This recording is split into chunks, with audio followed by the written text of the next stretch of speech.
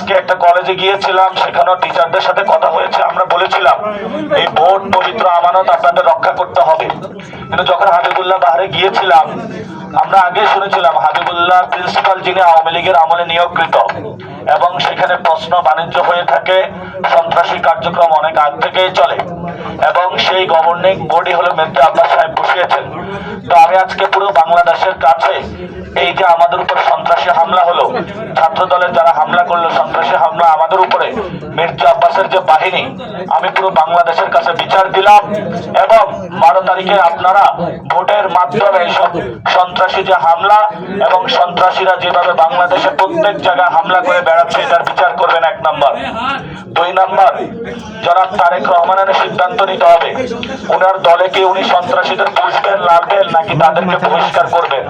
আমি তারেক রহমানকে অনুরোধ করব মির্জা আব্বাসকে দলীয় শৃঙ্খলা ব্যত্যয়ের অভিযোগে বহিষ্কার করার জন্য।